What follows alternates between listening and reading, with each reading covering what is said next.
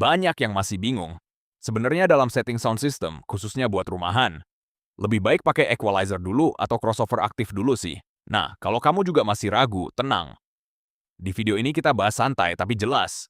Jadi gini, equalizer, atau biasa kita sebut EQ, itu fungsinya buat merapikan suara secara keseluruhan. Mulai dari bass, mid, sampai treble, semua bisa kita atur di sini. Sedangkan crossover aktif, itu tugasnya beda lagi. Dia membagi frekuensi suara ke speaker yang sesuai. Misalnya bass ke subwoofer, vokal ke mid, dan suara tinggi ke tweeter. Nah, pertanyaannya, mana dulu? Jawabannya adalah equalizer dulu, baru masuk ke crossover aktif. Kenapa begitu? Karena EQ itu ibaratnya kita bersihin dulu suaranya, biar nggak terlalu berantakan, nggak terlalu bumi, dan nggak terlalu nyaring. Kalau suara sudah rapi dari awal, baru deh crossover bekerja membagi frekuensi dengan lebih akurat. Kalau kebalik gimana?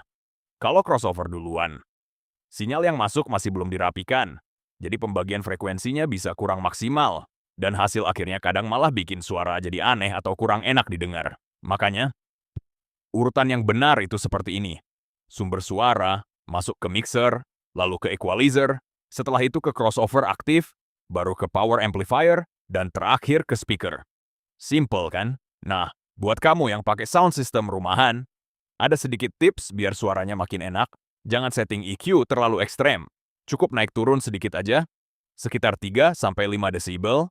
Terus, fokus di bagian penting seperti bass biar nggak terlalu jedak-jeduk berantakan, mid biar vokal tetap jelas, dan treble biar nggak nusuk di telinga. Untuk crossover, biasanya bisa kamu set seperti ini. Subwoofer di sekitar 80-120 Hz, mid di 100 Hz sampai sekitar 3 kHz, dan tweeter di atas 3 kHz. Tapi ingat, setting itu nggak selalu sama. Tergantung speaker dan ruangan kamu juga. Jadi harus tetap dicoba dan disesuaikan ya. Oke, jadi sekarang sudah jelas ya. Equalizer dulu, baru crossover aktif.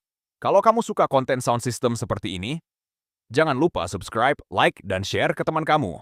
Dan kalau ada yang mau ditanyakan, tulis saja di kolom komentar. Sampai ketemu di video berikutnya.